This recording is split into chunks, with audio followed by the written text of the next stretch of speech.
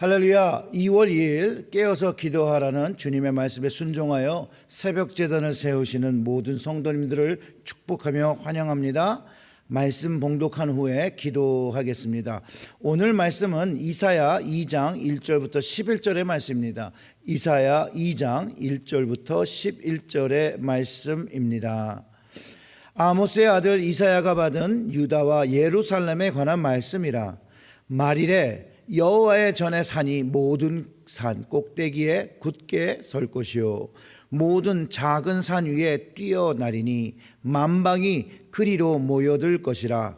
많은 백성이 가며 이르기를 오라 우리가 여호와 산에 오르며 야곱의 하나님의 전에 이르자. 그가 그의 길을 우리에게 가르치실 것이라. 우리가 그 길로 행하리라 하리니 이는 율법이 시온에서부터 나올 것이며 여호와의 말씀이 예루살렘으로부터 나올 것임이라. 그가 열방 사이에 판단하시며 많은 백성을 판결하시리니 무리가 그들의 칼을 쳐서 보습을 만들고 그들의 창을 쳐서 낫을 만들 것이며 이 나라와 저 나라가 다시는 칼을 들고 서로 치지 아니하며 다시는 전쟁을 연습하지 아니하리라. 야곱 족속아 오라 우리가 여호와의 빛에 행하자. 주께서 주의 백성 야곱 족속을 버리셨음은 그들에게 동방풍성이 가득하며 그들이 블레셋 사람같이 점을 치며 이방인과 더불어 손을 잡아 언약하였음이라. 그 땅에는 임금이 가득하고 보화가 무한하며 그 땅에는 마필이 가득하고 병거가 무수하며 그 땅에는 우상도 가득하므로 그들이 자기 손으로 짓고 자기 손가락으로 만든 것을 경배하여 천한 자도 절하고요 귀한 자도 굴벽하오니 그들을 용서하지 마옵소서. 너희는 바위 틈에 들어가며 진토에 숨어 여호와의 위엄과 그 광대하심 얼굴을 피하라. 그날에 눈이 높은 자가 낮아지며 교만한 자가 굴복되며 여호와께서 홀로 높임을 받으시리라. 아멘. 기도합니다. 하나님, 오늘 이 아침에 주시는 말씀이 하나님의 생명의 말씀이 되게 하시고 레마의 말씀이 되게 하셔서 오늘도 영적 이 양분을 받으며 오늘 우리에게 맡겨진 하루가 하나님의 말씀에 따라 살아가는 저희들 될 수 있도록 하나님 이 시간에 말씀을 깨달을 수 있는 성령의 충만을 허락하여 주시옵고 성령이 깨닫게 하시는 것들을 깨달아 순종하며 오늘의 하루가 우리의 예배 삶이 될 수 있도록 주께서 인도하여 주시옵소서. 이 모든 말씀 우리 구주 예수님의 이름으로 기도드렸습니다.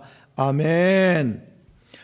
사랑하는 성도 여러분, 오늘 본문은 이사야가 받은 유다와 예루살렘에 관한 말씀입니다. 이사야 선지자가 하나님으로부터 받은 말씀이 여호와의 전이 있는 산에 그 모든 산 꼭대기에 굳게 선다라고 그 말씀을 전합니다. 여기서 말하는 말일은요, 그리스도의 초림부터 재림을 포함하는 신약의 시대를 말하고 있음을 우리는 기억해야 합니다. 바로 이것이 이사야 선지자를 통해서 선포되어지는 것입니다. 실제 시온산은 높은 산이 아니기 때문에 시온산이 높아진다는 그 말은 시온에서 일어날 일이 그 영광이 모든 산들보다 더 높음같이 그 영광을 상징하는 것으로 이해를 해야 합니다. 그리고 그 영광으로 인해서 사람들과 열방의 시선으로 이쪽으로 보게 하고 모이게 할 것이라는 그런 말씀이 되겠습니다. 그리고 그곳에서 참 율법과 구원의 도가 나오게 됨을 말하는데 이것은 메시아의 출현을 뜻하는 말씀이고 그 말씀이 실현될 것을 말하고 있습니다. 그 3절을 보면 많은 백성이 가며 이르기를 오라 우리가 여호와의 산에 오르며 야곱의 하나님의 전에 이르자. 그가 그의 길을 우리에게 가르칠 것이라. 우리가 그 길로 행하리라 하리니 이는 율법이 시온에서부터 나올 것이며 여호와의 말씀이 예루살렘으로부터 나올 것임이라. 아멘. 결국은 예수님께서 이 땅에 오실 때 요한복음에서 요한은 그 말씀이 육신되어 오니 그 독생자의 그 아버지의 영광을 보았다라고 하고 은혜와 진리가 충만하였다라고 기록하고 있습니다. 그리고 그 예수님께서 오셔서 이곳저곳에서 하나님의 말씀 그 도를 가르치시고 그 길을 가르쳐 주셨다는 것을 우리가 기억할 수 있습니다. 또한 예수님께서 수가의 땅에서 만난 사마리아 여인에게 구원이 유대인에게서 남을 분명하게 선포하여 주셨고, 그 도가 선포되어지고 그 도를 믿을 때 사람들이 모이게 됨을 우리는 성경을 통해서, 신약을 통해서 발견할 수 있습니다. 그래서 그런지 진리와 말씀 대신 예수님께 늘 사람들이 많이 모여들었습니다. 많은 사람들이 따라다녔습니다. 예루살렘에서 예수님은 십자가의 죽음과 부활을 통해서 그분이 여호와의 말씀, 그 메시아였던 것을 증명하셨습니다. 성경을 이루신 거죠.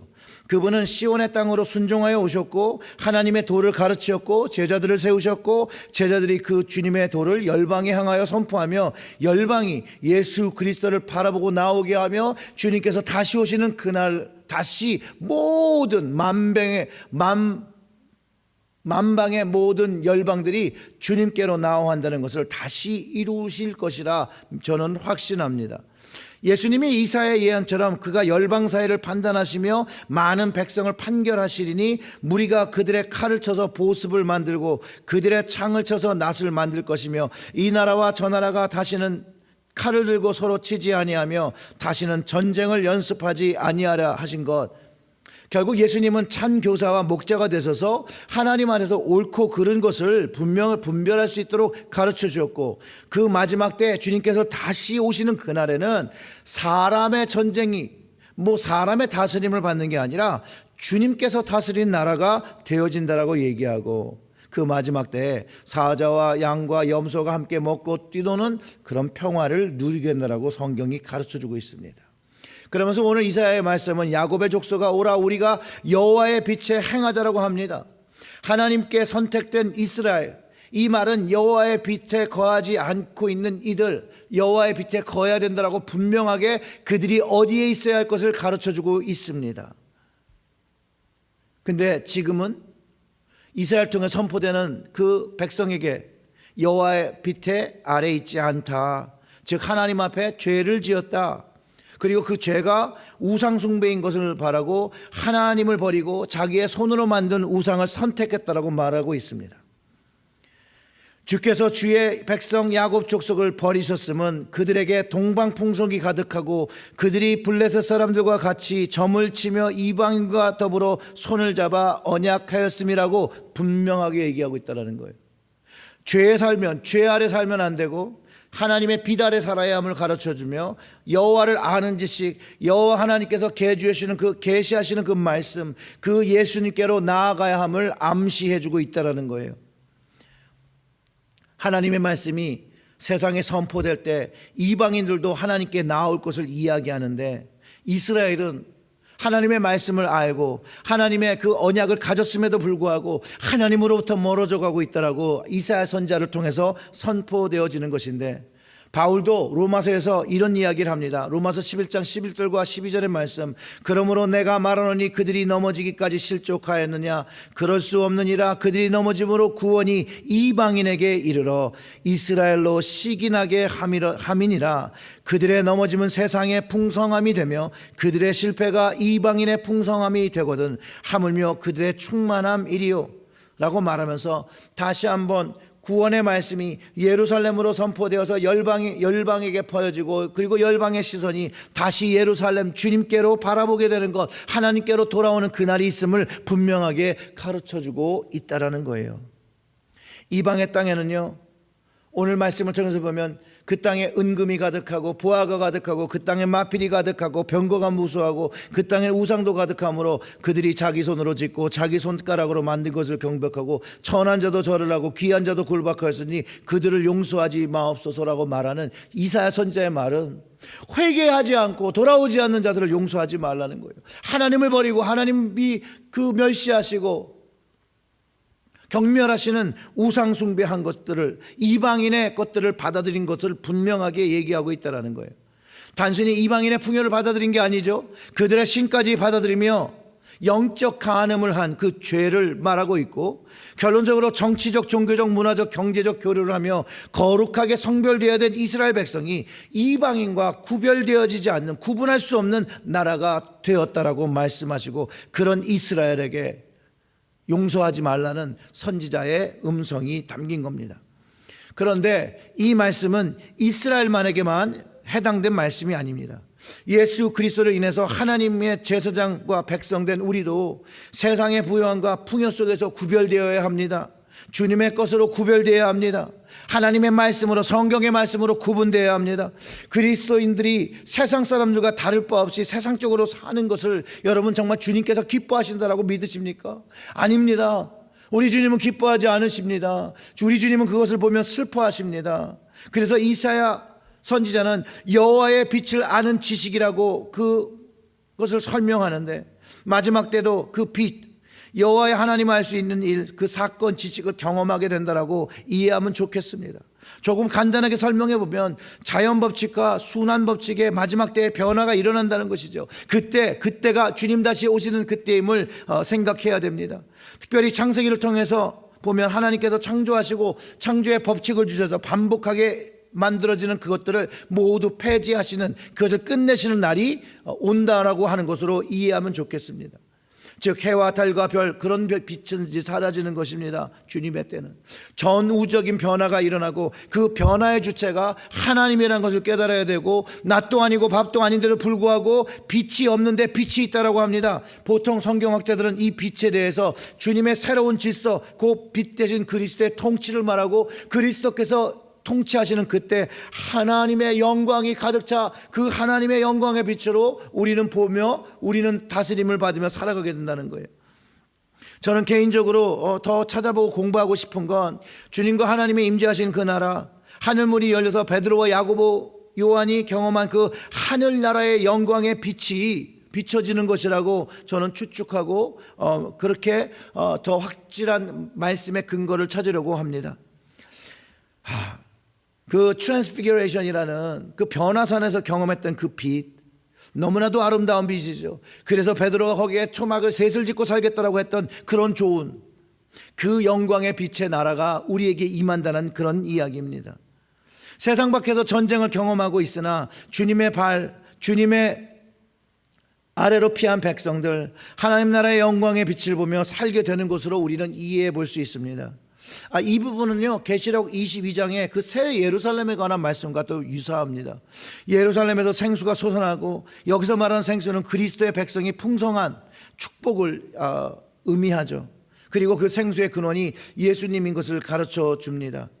또 그가 수정같이 맑은 생명수의 강을 내게 보이니 하나님과 및 어린 양의 보좌로부터 나와서 길 가운데로 흐르더라. 강 좌우에는 생명나무가 있어 12가지의 열매를 맺되 달마다 그 열매를 맺고 그 나무 잎사귀들은 만국을 치료하기 위하여 있더라.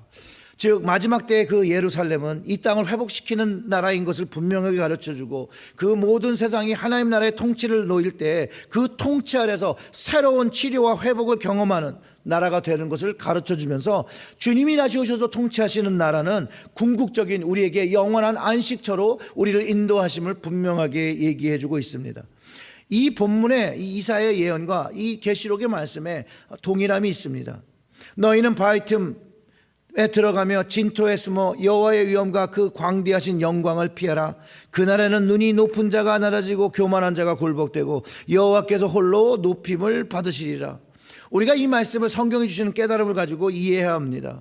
주님과 하나님께서 우리의 삶에 실제로 통치하는 날이 있다는 거, 그날을 믿고 살아야 되고, 그날이 오고 있기에 우리는 이 날을 준비하며 살아야 한다는 거예요. 그날이 언제인지는 우리는 모르죠. 여태까지 오지 않았다고 해서 오지 않는 것이 아닙니다. 예수님의 초림과 그분의 사역, 죽으실 예언과 부활하실 예언 모두 이루어지고, 이제 마지막 예언, 이제 승천하셨던 주님께서 다시 돌아오신다라는 그 예언만 남았습니다. 그럼에도 주님 오신다고 약속하셨으니 주님이 오실 것입니다. 그리고 주님이 다시 오시는 그날에는 눈이 높은 자가 낮아지고 교만한 자가 굴복되어지고 하나님만 홀로 높임을 받는 날이 되어지는 것이죠. 그날이, 그 영광이 예루살렘과 시온, 즉 하나님의 전에서 퍼져나가는 것이며, 주의 백성들이 그곳으로, 하나님의 영광에 있는 곳으로 모여들며 영원한 하나님 나라로 우리가 인도함을 받게 되는 것을 선언하고 있습니다. 이사야 말씀을 통해서 정하신 때, 하나님 아버지는 그때를 이미 정해 놓으셨습니다. 다만 우리가 알지 못하는 것이죠. 그때를 모르는 우리가 해야 할 일은 묵묵히 오늘 주님의 말씀을 순종하며 지키며 복음 전파하며 거룩한 백성과 제사장의 모습으로 신실하게 살면 됩니다. 사랑하는 성도 여러분, 주님 오십니다. 주님 오시는 날 그때까지 믿음을 지키며 예수 복음, 생명의 복음, 오직 예수 주님만을 전하시며 살아가는 여러분들이 되시길 주님의 이름으로 축원합니다. 아멘. 기도하겠습니다. 하나님 아버지 감사합니다. 이사야를 통해서 주시는 이 말씀, 주님 다시 오시는 그 예언의 말씀, 우리가 그 말씀을 나에게 주시는 말씀으로 받고 다시 오시는 그 주님을 바라보며 오늘도 우리의 자리에서 주님께서 맡겨주신 그 사명, 거룩한 제사장의 사명 잘 감당하며 살아갈 수 있도록, 교회로 주신 그 사명을 잘 감당하며 살아갈 수 있도록 하나님, 오늘도 주님을 바라보며 성령을 의지하며 살아가는 저희들의 하루가 되게 하여 주시옵소서. 이 모든 말씀 우리 구주 예수님의 이름으로 기도드렸습니다. 아멘.